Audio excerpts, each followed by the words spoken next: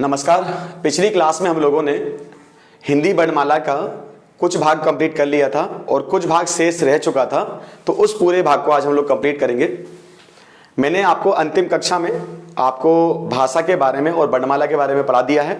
आप लोग previous lecture में जाके उस भाग को आप लोग देख लें। आज हम बात करेंगे थोड़ा सा वर्णमाला के शेष भाग को। ठीक, जैसा कि मैंने आपको पिछली क्लास में बताया था कि जो स्वर और व्यंजन होते हैं वो क्या होते हैं।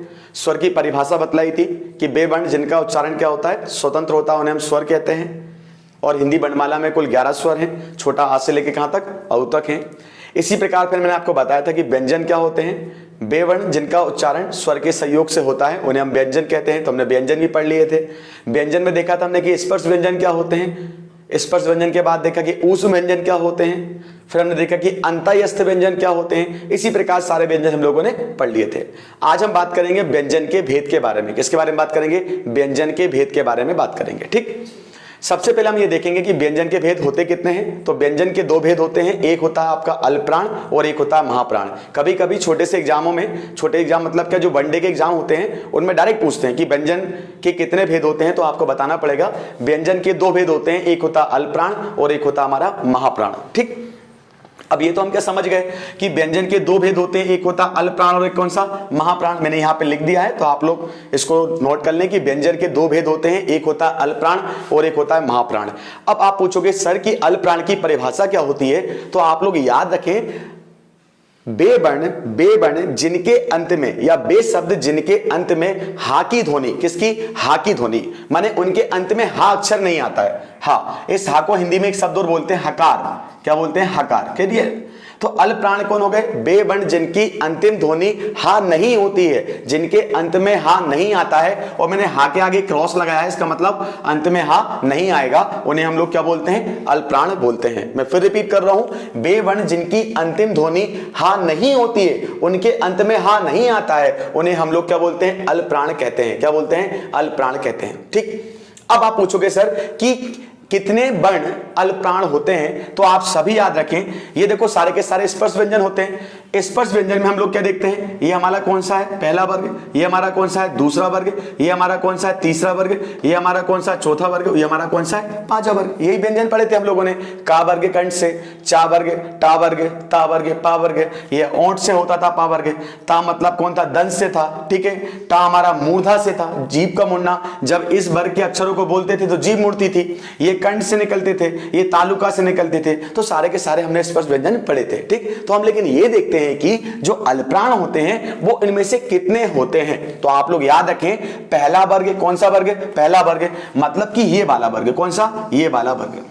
ठीक, का, चा, टा, ता, पा, इनके अंत में हा की ध्वनि नहीं होती है, अर्थात इनके उच्चारण में अंत में हा नहीं आएगा।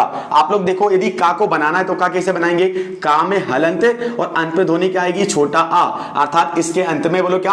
हा नहीं है। क्या हा नहीं है? इसलिए कौन होगा? अल्पप्राण होगा। तो आप लोग याद रखें, स्पर्श व्यंजन का पहला वर्ग ये वाला वर्ग, तीसरा वर्ग मतलब कौन सा? ये पूरी की पूरी लाइन। ठीक है, तीसरा वर्ग, और इसके बाद आपका पांचवा वर्ग मतलब ये पूरी की पूरी लाइन। क्लियर है? ये 5 अक्षर, 5 एकम 5, 5 दूनी 10, 5 तिया 15। तो ये 15 अक्षर, कितने अक्षर? 15 अक्षर। ये कौन से होते हैं? अल्पप्राण होते हैं, अर्थात इनके उच्चारण में हा की ध्वनि नहीं आती है। ठीक, अब आपको एक चीज याद रखना पड़ेगा, हमने पढ़ा था व्यंजन में बे वर्ण जिनके उच्चारण में हमारा आधा मुख खुलता है, अर्थात इनके बीच से पूरा कांटेक्ट नहीं होता है। या, रा, ला, बा, इनके उच्चारण में क्या होता है? अधमुख खुलता है। क्या बोलता है? अधमुख, आधा मुख खुलता है। वो भी सारे के सारे क्या होते हैं? वो भी सारे के सारे अल्पप्राण होते हैं। इसलिए मैंने यहां पे लिखा है या, क्या लिखा है? या, रा, ला, बा, ये सारे के सारे अंतःस्थ व्यंजन क्या होते हैं? अल्पप्राण होते हैं। इस प्रकार हम कह सकते हैं कि 15 और प्लस कितना? 4। 15 कौन से? एक वर्ग, तीसरा वर्ग, पांचवा वर्ग, इनके 5 अक्षर प्लस कौन? अंतःस्थ व्यंजन यार अलावा, ये कुल मिलाकर कितना? 29। तो हम लोग बोल सकते हैं कि 19 क्या होते हैं? अल्पप्राण होते हैं। क्या होते हैं? अल्पप्राण होते हैं। ठीक, इतनी बात क्लियर होगी। तो बे वर्ण जिनके अंत में हा की ध्वनि नहीं होती है, अंत में हकार की ध्वनि नहीं होती है उन्हें अल्पाण कहते हैं। और पहला, तीसरा और पांचवा वर्ग के सारे अक्षर अल्पप्राण में गिने जाते हैं। और अंतःस्थ व्यंजन कौन? या, रा, ला, बा। तो आप याद रखें, डायरेक्ट पूछते हैं इनमें से कौन सा अल्पप्राण है और कौन सा महाप्राण है। ठीक, चलते हैं हम आगे। तो हमने ये अल्पप्राण पढ़ लिया। अब आपसे कोई पूछता है कि महाप्राण क्या होता है, महाप्राण क्या होते हैं, तो आप बोलोगे बे वर्ण जिनकी अंतिम ध्वनि में हा होता है, हा की ध्वनि होती है, उन्हें हम लोग क्या बोलते हैं? उन्हें हम लोग महाप्राण कहते हैं। क्या लिखा मैंने यहां पर? हा की ध्वनि होना। क्या? हा की ध्वनि होना। बेवर्ण जिनकी अंतिम ध्वनि में हा होता है उन्हें हम लोग महाप्राण कहते हैं। और याद रखना, स्पर्श व्यंजन का दूसरा वर्ग के सारे अक्षर और चौथे वर्ग के सारे अक्षर, यदि आप खा को बनाओगे तो खा में हलंत प्लस क्या आएगा? हा आएगा। क्या आएगा? हा आएगा। तब जाकर हम लोग खा का निर्माण कर पाएंगे। तो ये खा, छ, था, फा, ये सारे के सारे अक्षर घा, झा, ध, भा, इनमें हा की ध्वनि प्रेजेंट है। इसलिए हम लोग बोलेंगे कि आपका कौन कौन सा दूसरा वाला और आपका कौन सा चौथा वाला जो वर्ग है, दूसरा वाला और जो चौथा वाला वर्ग है, ये आपके महाप्राण कहलाते हैं। और इसमें कितने अक्षर हो गए? इसको देखेंगे तो 1 2 3 4 5 6 7 8 9 10, तो 10 अक्षर ये हो गए, प्लस आपके ऊष्म व्यंजन। कौन से? ऊष्म व्यंजन। ऊष्म व्यंजन क्या होते हैं? बेवर्ण जिनके उच्चारण में ऊष्मा का प्रयोग होता है, घर्षण का प्रयोग होता है, अत्यधिक ऊर्जा का प्रयोग होता है, उन्हें हम ऊष्म व्यंजन कहते हैं। तीनों सा कौन कौन से? सा शक्कर का, सा सांप का, सा षटकोण का और का हा हथौड़ा का, ये सारे के सारे किस में आते हैं? ऊष्म व्यंजन में आते हैं। और यही कहीं ना कहीं किस में आते हैं? महाप्राण में आते हैं। कहां आते हैं? महाप्राण में आते हैं। तो हमने क्या सीखा? बेवर्ण जिनके अंतिम ध्वनि हा होती है उन्हें महाप्राण कहते हैं। और बेवर्ण जिनकी अंतिम ध्वनि हा नहीं होती है उन्हें हम क्या बोलते हैं? अल्पप्राण कहते हैं। यही दो क्या होते हैं? व्यंजन के भेद होते हैं, जो अक्सर एग्जाम में पूछा जाता है। तो इस प्रकार आपको नोट कर लें। ठीक, चलिए, या आप लोग एक काम करें, सारा समझने के बाद स्क्रीनशॉट लेते जाएं और बाद में कर लें। ठीक, चलिए, अब हमारी बात आती है कि सर आपने हमें बता दिए क्या? व्यंजन के भेद बता दिए। अब आप हमें बता दीजिए क्या कि वर्णमाला के भेद कितने होते हैं। तो आप लोग याद रखें, वर्णमाला के दो ही भेद होते हैं। एक होता हमारा घोष और एक होता है हमारा अघोष। क्या होता है? अघोष। तो घोष और अघोष, ये सात षटकोण का लिखा है मैंने, घोष और कौन? अघोष। यही दो वर्णमाला के भेद होते हैं। अच्छा, घोष क्या होते हैं? सीधी सी बात है, बेवर्ण जिनके उच्चारण में जो स्वर तंत्रियां होती हैं, क्या होती हैं? स्वर तंत्रियां। ठीक, हमने सुना है स्वर, और एक क्या सुना रखा? ठीक है, हम बोलते हैं तू अच्छा गा रहा है और एक अच्छा नहीं गा रहा है, ये स्वर होते हैं, याद रखना। ठीक, तो यहां पर क्या निकल कर आता है कि भाई घोष और अघोष क्या होता है? तो बेवर्ण जिनके उच्चारण में वाइब्रेशन, क्या? वाइब्रेशन, कंपन, क्या? कंपन, साउंड क्रिएट होता है। क्या होता है? साउंड क्रिएट होता है। या शुद्ध हिंदी में बोलूं तो क्या होता है? झंकृति। क्या? झंकृति कहते हैं, झंकृत हो रहा है, कंपन हो रहा है, वाइब्रेशन हो रहा है, उन्हें बोलते हैं हम लोग घोष। क्या बोलते हैं? घोष। तो याद रखना, हिंदी वर्णमाला के वे सभी अक्षर जिनके उच्चारण में कंपन या वाइब्रेशन या स्वर तंत्रियां झंकृत होती हैं उन्हें हम लोग घोष कहते हैं। और आप लोग एक चीज और याद रखना कि घोष कौन कौन से अक्षर होते हैं। तो मैंने यहां पे लिखा है कि घोष क्या होते हैं? घोष होते हैं सभी स्वर। क्या? सभी स्वर। और स्वर कितने होते हैं? 11। तो छोटा आ से लेकर औ तक ये सारे के सारे क्या होते हैं? ये सारे के सारे घोष होते हैं। तो लिखा है यहां पर सभी स्वर। इसके बाद बोला है तीसरा, चौथा, पांचवा वर्ग, आप मतलब याद रखना गा वाला वर्ग, घा वाला वर्ग और कौन सा? ए वाला वर्ग। तो 5 अक्षर ये, 5 अक्षर ये और 5 अक्षर ये सारे के सारे तीसरा, चौथा और कौन सा? पांचवा वर्ग के सारे अक्षर क्या होते हैं? घोष होते हैं। मतलब इनके उच्चारण में स्वर तंत्रियां क्या करती हैं? झंकृत होती हैं। क्या होती है? झंकृत होती है, वाइब्रेशन होता है, कंपन होता है। और प्लस आपका कौन सा? अंतःस्थ व्यंजन कौन कौन से? या, र, ला, बा, इनके उच्चारण में भी क्या होती है? स्वर तंत्रियां झंकृत होती हैं। और एकमात्र अकेला ऊष्म व्यंजन कौन? हा। कौन सा? हा। ये सारे के सारे क्या होते हैं? घोष होते हैं। क्या होते हैं? घोष। तो फिर रिपीट कर रहा हूं, बेवर्ण जिनके उच्चारण में स्वर तंत्रियां क्या करती हैं? कंपन करती हैं, वाइब्रेशन करती हैं, उन्हें क्या बोला जाता है? घोष बोला जाता है। क्या बोला जाता है? घोष बोला जाता है। और हिंदी वर्णमाला के सारे स्वर क्या होते हैं? घोष होते हैं। क्या होते हैं? घोष होते हैं। इसके बाद स्पर्श व्यंजन में तीसरा वर्ग, चौथा वर्ग, पांचवा वर्ग, ये क्या होते हैं? घोष होते हैं। इसके बाद इनमें 4 अक्षर कौन से? या, रा, ला, बा और एकमात्र अकेला कौन सा? ऊष्म व्यंजन हा। ये सारे के सारे घोष कहलाते हैं। तो पूछते हैं इनमें से कौन सा घोष है और कौन सा नहीं है। तो आप कैसे याद रखोगे? सभी स्वर, तीसरा चौथा पांच का प्रत्येक अक्षर, तो 11 वो हो गए स्वर हो गए, और 15 हमारे कौन से, ये 5 अक्षर 5 अक्षर 5 अक्षर, तो 11 प्लस 5 ये हो गए, प्लस आपके 4 कौन हो गए अंतयस व्यंजन, प्लस आपका एक अकेला कौन हो गया हा, मतलब कौन ऊस व्यंजन।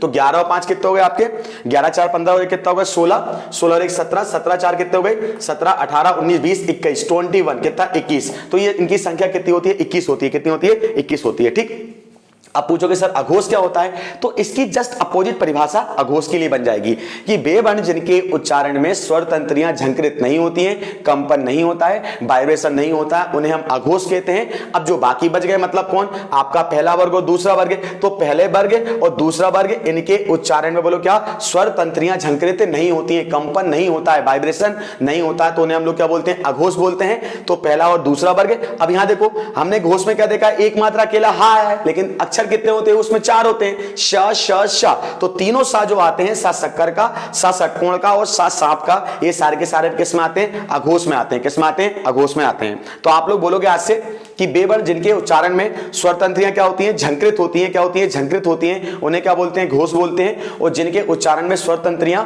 वाइब्रेशन क्या होता है नहीं होता, उन्हें क्या बोलते हैं अघोष बोलते हैं। तो यहां पर आपने क्या क्लियर कर लिया, नंबर 1 क्या व्यंजन के भेद, और नंबर 2 क्या पढ़ लिया आपने वर्णमाला के भेद, क्या पढ़ लिया वर्णमाला के भेद को आपने पढ़ लिया। ठीक, चलते हैं हम आगे।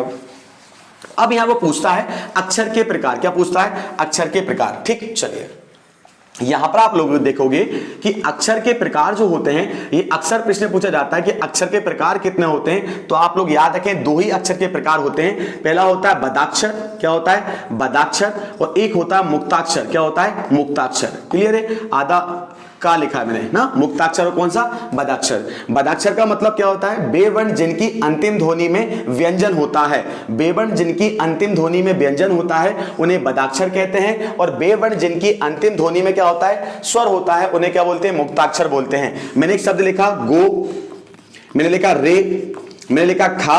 अब देखो खा में क्या आता है अंतिम ध्वनि बड़ा आ, रे में कौन आता है ए, गो में कौन आता है ओ, तो ये अंतिम ध्वनि क्या आ रही है, बोलो क्या आ रही है स्वर, क्या आ रही है स्वर आ रही है। तो मैंने क्या बोला है जिनकी अंतिम ध्वनि बे अक्षर या बे शब्द जिनकी अंतिम ध्वनि क्या होती है, गो में ओ दुका है, रे में ए है, और खा में कौन है बड़ा है, इसे हम बोलते हैं मुक्ताक्षर, क्या बोलते हैं मुक्ताक्षर बोलते हैं। और बदाक्षर क्या होता है जिनकी अंतिम जो ध्वनि होती है उसमें क्या होता है व्यंजन होता है। जैसे हमने लिखा आप, पा में हलंत लगा दिया, नाम, ना में हलंत लगा दिया, ये पा कौन है व्यंजन है, मां कौन है व्यंजन है, अर्थात बे वर्ण या शब्द जिनकी अंतिम ध्वनि क्या होती है व्यंजन होती है उन्हें बदाक्षर कहा जाता है, और बे वर्ण या शब्द जिनकी अंतिम ध्वनि क्या होती है स्वर होती है उन्हें हम लोग क्या बोलते हैं मुक्ताक्षर कहते हैं, क्या कहते हैं मुक्ताक्षर कहते हैं। तो ये अक्षर के प्रकार होते हैं। डायरेक्ट पूछेगा अक्षर के प्रकार कितने होते हैं, तो आप बोलोगे 2, कौन कौन से बदाक्षर, बदाक्षर मतलब अंतिम ध्वनि क्या होगी व्यंजन होगी, और मुक्ताक्षर मतलब क्या अंतिम ध्वनि उनकी क्या होगी स्वर होगी, क्या होगी स्वर होगी। ठीक, तो ये हमारी बात क्लियर होगी पूरी।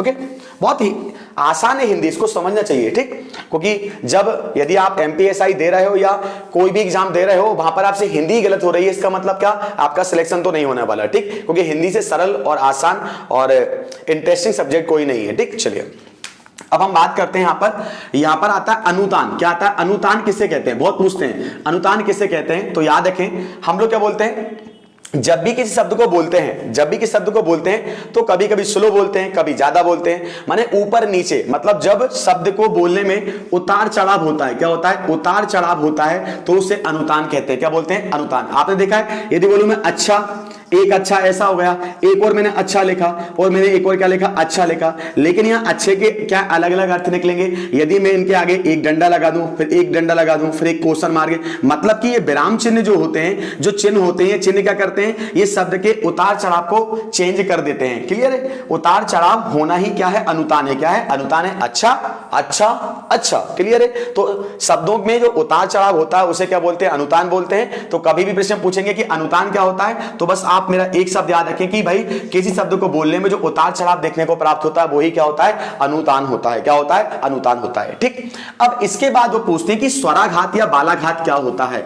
बालाघात नहीं, क्या स्वराघात या बालाघात हिंदी में क्या होता है। तो याद रखें आप लोग स्वराघात या बालाघात, क्या बालाघात ना, स्वराघात या बालाघात। चलो अब आपने सुना होगा कि आपने कभी विष्णु भगवान का नाम लिया है ना, विष्णु, आपने विष्णु भगवान का नाम लिया होगा, है ना, इंद्र का नाम लिया होगा, क्या होगा, इंद्र का नाम। जब इन आप शब्दों को बोलते हो तो आप क्या देखते हो, उच्चारण की स्पष्टता को बतलाने के लिए, इन शब्दों को बोलने के लिए किसी एक विशेष अक्षर पर, आपने देखा कि विष्णु को बोलने के लिए पहला वाला अक्षर कौन, छोटी बी, क्या बी, इस पर एक विशेष बल लगाया जा रहा है। उच्चारण की स्पष्टता को बतलाने के लिए जब किसी अक्षर पर एक विशेष प्रकार का बल लगाया जाता है, दैट इज कॉल्ड स्वराघात या बालाघात। उसे क्या बोलते हैं, स्वराघात या बालाघात बोलते हैं। आप बोलकर देखो इंद्र, यदि मैं बोलूं ये देखो ई को मैंने हटा दिया तो आप नहीं बोल पाओगे, प्रोनाउंसिएशन सही नहीं निकलेगा, उच्चारण की स्पष्टता सही नहीं निकलेगी। अर्थात क्या, इंद्र मतलब छोटी ई पर बल लगाना पड़ेगा और विष्णु मतलब क्या, छोटी बी पर बल लगाना पड़ेगा। तो उच्चारण की स्पष्टता को बतलाने के लिए जब किसी अक्षर पर विशेष बल लगाया जाता है उसे हम लोग क्या बोलते हैं, स्वराघात या बालाघात कहते हैं। तो ये पूछ सकता है डायरेक्ट आपसे कि स्वराघात या बालाघात क्या होता है, ठीक, बोला है ना। चलते हैं, तो हमने आज क्या देखा, हमने यहां पर कुछ बिंदु देखे। वर्णमाला में पहला देखा था हम लोगों ने कि व्यंजन के भेद क्या होते हैं, तो आपसे पूछेगा तो आप बोलोगे अल्पप्राण और क्या बोलोगे, महाप्राण, ठीक। फिर आपसे पूछेगा वर्णमाला के भेद तो आप बताओगे घोष और आप क्या बताओगे, अघोष। क्लियर है, ये वाली टेबल हमेशा आपको याद होना चाहिए ना, यदि आपको हिंदी समझना है, ठीक। इसके बाद आपसे क्या पूछेगा कि भाई स्वराघात या बालाघात क्या होता है, तो भी आप बता दोगे, है ना। आपसे अक्षर के प्रकार पूछेगा और अनुतान पूछेगा, ठीक। तो ये 10-15 मिनट की जो भी क्लास है उसको आप नोट्स बना के बिल्कुल मेंटेन करें और आशा करता हूं कि आपको समझ में आया होगा। और यदि समझ में आया है तो आप कमेंट्स करें, बाकी और कोई दिक्कत नहीं है ना, शेयर भी नहीं करना, लाइक भी मत करना, उसकी आवश्यकता नहीं है, बस आप पूरा पढ़ के जाए, यही आशा करता हूं, ठीक है। धन्यवाद, इसी प्रकार देखते रहें। अगला जो क्लास रहेगा वो संज्ञा और सर्वनाम का रहेगा, ठीक, धन्यवाद।